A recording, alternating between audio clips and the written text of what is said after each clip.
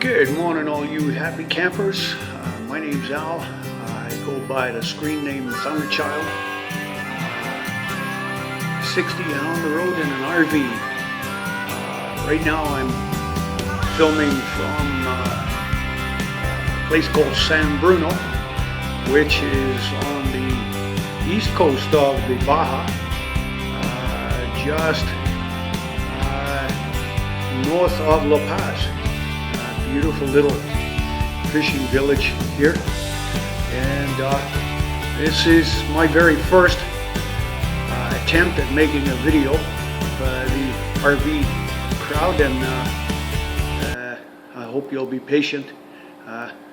Things can only get better from this point on. So yeah, this is kind of like a video journal of my experiences. It's been 3 years now since I've been living in an RV full time. There's a long and interesting story to how that occurred, and my experiences. I've had quite a few experiences now over the 3 years, and what I could tell you right now is I wouldn't change it for the world. There's so much to tell, and this is what the videos are about. Right now, like I said, I'm in San Bruno. It's about 6:45 a.m. Sun's just coming up. Right outside my living room window is the Sea Cortez and the harbor, San Bruno, and the sky is a blue, yellow, orange, pink, beautiful colors. The sea is about 50 feet away from my balcony. I can throw stones in the Sea Cortez here, and it's really cheap. I'm wintering here. I'll be back sometime in April. Right now it's February the 10th, and I've been here since December the 6th. Yeah, so getting on with it. Who am I? What's this about? Like I say, my name's Al. I'm a 60-year-old single male, medically retired. I can't work anymore. I have heart problems. I'm on my third ICD. Jokingly, I guess I'm one of the Bog collective. Yeah, I have the implants, so I'm one of them. Yeah. But the limitations that comes with it. Again, we'll get into more of that. Any comments you got, anything I can help with, any advice I can give with this journey, just feel free. Yeah, so what's it like to move from a 2-bedroom rancher? The last house I was living in was a 2-bedroom rancher in a beautiful town called Mission, British Columbia, Canada. And that was up. Mission is up in the Fraser Valley there, so it's rural, right on the side of a range of foothills. It's kind of an agricultural community. I lived on the edge of a bluff, 2-bedroom rancher, single-level rancher, beautiful property, about 3 acres, bear, deer, all kinds of wildlife. Had my own classic car collection. I'm a mechanic, a heavy-duty mechanic, and I always loved the old cars, and I love working on old cars and building them and tearing them apart, and I'm just a pack rat. And yeah, I had a 3-bay garage I built myself. And I continued to try and finish after I had a massive heart attack, and quite a few funny stories about that too. But like I said, I'm rambling. All of that I lost. I couldn't work on the cars anymore. I can't work on my back. I lay down on my back and my blood pressure just goes crazy. It doesn't keep me away from the machines. I'm always helping somebody out. I can't keep my hands out from underneath a hood, and I will make the attempt. I try to help where I can, but I just can't. I can't do it anymore as a job, and that is my lament. So yeah, I had to rethink my life. I had to give up the house. I was living alone, rumbling around empty rooms all day, and when you're by yourself, my kids all grown up and moved out. There were changes I had to make in my life, and it was difficult, and I had to give up all of the things. For a lot of you guys out there, you'll agree with me.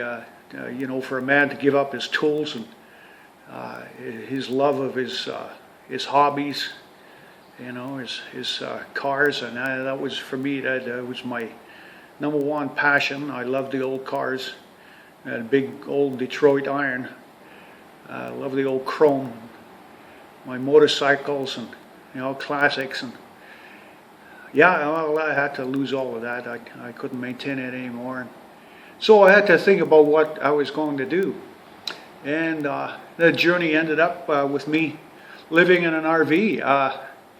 Now there's quite a story in between that, and I'll get into it another time. And that's got to do with 3 sailboats I owned and my retirement plans, which I put into operation after I went through my recovery from my heart attack and got some strength back, and I was forcibly retired. So yeah, there's quite a story there as to living with the effects and of a heart attack and that, and having to be forcibly retired, not liking it one little bit. But anyway, presently I have a 1990 Ford E350. She's a big 30-footer. She's in need of some 10 to 11 care when I get back from Mexico in April. I'll be redoing the inside, doing the ceiling panels, and resealing the roof, and continuing my journey, as it were. So what are the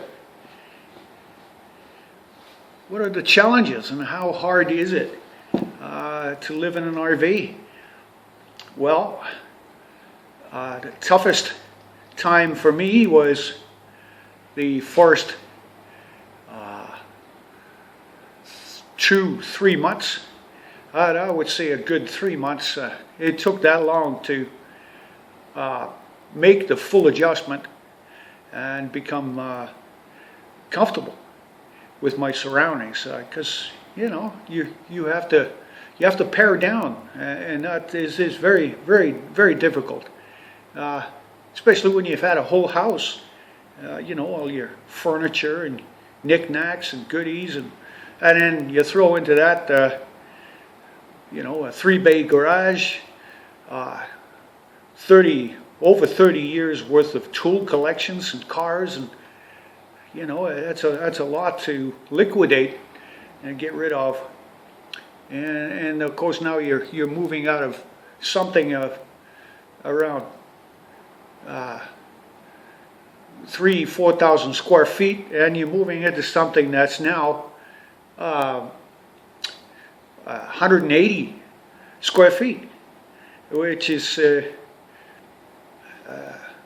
about twice the size of the average bathroom in an apartment. So you have to do a lot of rethinking. You have to approach it from a different angle, and it takes a while to get used to doing that. And you talk to other RVers, and you get online and use the YouTube, and you read about other people's experiences and watch their offerings on YouTube, and and you get to meet over the internet you get to meet quite a lot of nice people.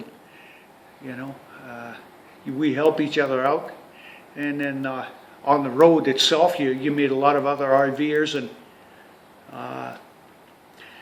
you find out that we're technically one big family, even though we're prone to going it alone. A lot of times we're quite the individual crowd, but we do come together when the time is justified. So yeah, it was hard for the first 3 months, getting used to living in such a small space. Like I say, the hardest thing was getting rid of years of accumulation, and then figuring out just what it was about this lifestyle, and realizing that the truth was that wherever you are, no matter how large your house is, you can only be in one room at one time. Now that truth will inevitably lead you to some peace and acceptance when it comes to thinking about living in an RV, and getting your mind right. Get your head around this, and so you look at the space around you. In an RV, you have one room with many uses. It's your bedroom, your living room, your dining room, your kitchen, and when you walk out of that room, you're walking outside. You're in the world. So your balcony, you've got the biggest balcony on the planet. So all you homeowners there, like they take a dig at us, you can put that in your pipe and smoke it. Yeah, we've got bigger balcony than you. Yeah, all joking aside, I don't mean to dig at homeowners. But again, that brings up another thing, and that is the attitude of some people. They look at the RVing lifestyle has changed a lot over the years, from that of getting away from the job and get away from the city for a few days, weeks. Summer holidays for people. That's what it used to mean. And now with the economic downturn, and we're looking at a whole different approach now, where people are opting to live full time in their RVs, like myself. And with that comes a lot of negatives, and some of these negatives have to do with people's attitudes. They have a tendency to look down on you and look at you like you're a vagabond, a homeless vagabond, and we're not homeless. My RV is my home. I pay taxes just like you do, Mr. Man. I pay insurance, and I have my security to worry about, and it's just that my particular home has the capability of moving around from place to place, whereas the homeowner is kind of stuck. We can move around, right? But then again, the people's attitudes, they look at us as vagabonds or gypsies, or they haven't quite come together with the fact that it's almost like a jealousy there. I don't know. They don't know what they're talking about, and they don't know what they're missing. We could certainly inform them, and we could certainly teach them of the better way, because the RV lifestyle is quite phenomenal. It's not something to be taken lightly, and like I was trying to get around to saying, it comes with its downsides. It has its upsides. So yeah, living within my means, I was forced to think about things in a whole different way. I wasn't earning what I had before, and my experiences between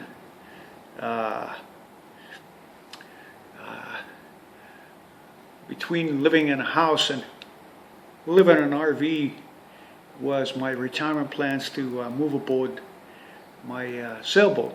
It was a 38-foot trimaran, and long story, I lost all my money, lost big opportunities there, and a lot of heartache, and another time we'll get into that, but no matter. Back to the RV, the downsizing, the getting used to living in a smaller space, multifunctioning. Everything has a multifunction. You have tables that turn into chairs, which turn into cabinets, which turn into stoves, which turn into beds, which you name it. There are so many different combinations. The RV is like a wonderful jigsaw puzzle. So many different variations, and so many ideas, people doing their own thing, and yeah. So the challenge is I was getting into people's attitudes. That's a downside, and sometimes I have to dig my heels in and get spit and furious, and challenge them on it. I don't like to be pushed around. I push right back. But do I like it? Yes, I do. I certainly do. I would not trade this lifestyle for anyone. My children, they thought I was totally mad. They thought I'd lost it. And they were, oh, Dad, why don't you get an apartment? We could visit you. We'd have a place to go. You could babysit the kids, and blah blah blah. Yeah, I thought about it. But again, you think about the real estate prices, the rental prices in Vancouver, where I call home right now. It's insane, just insane. So, there was another factor which went in favor of living in an RV. Plus, there was the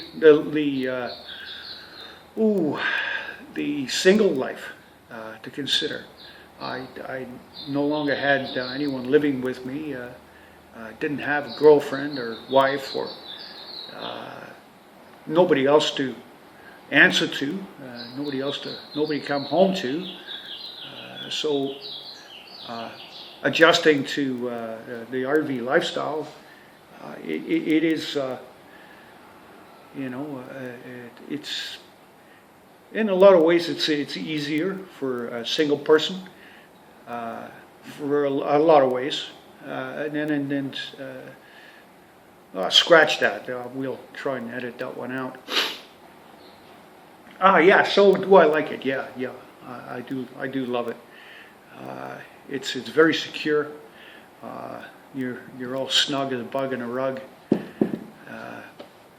Forgive the camera rocking around here. I've got it sitting on a rickety old table base. And is it affordable?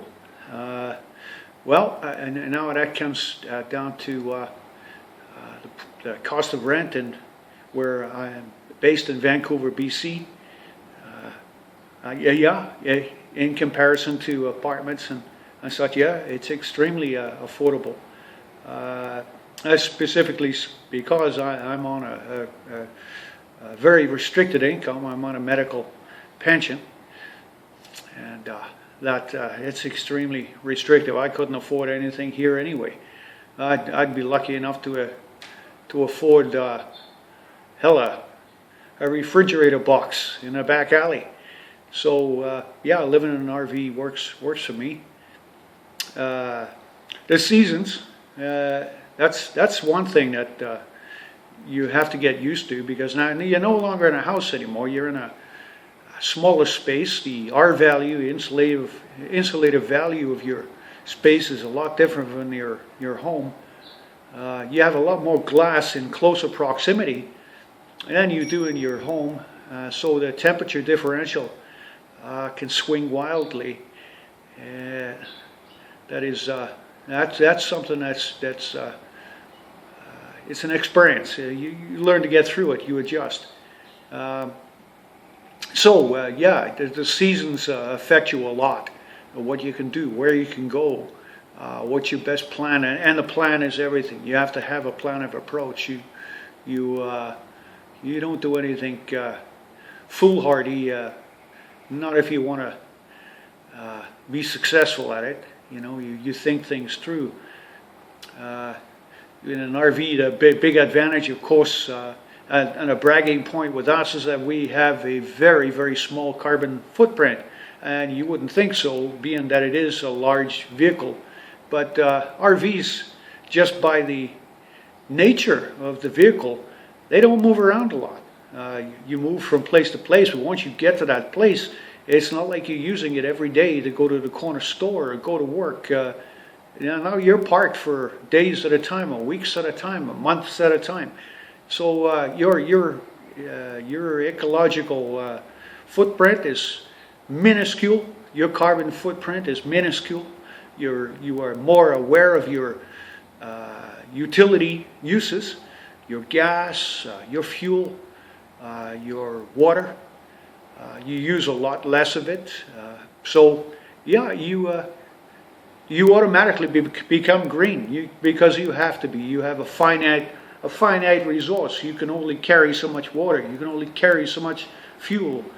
And it's a pain in the ass to run out of fuel and water and have to dump the black tank or the gray tank because you forgot to do it when you should have, and then you find that things are getting desperate there, and but there's always workarounds. But these are the things to think about. So we'll see if we can round this up. We'll go into more topics, and I'm glad to be part of this community. I've been RVing now, like I said, for 3 years.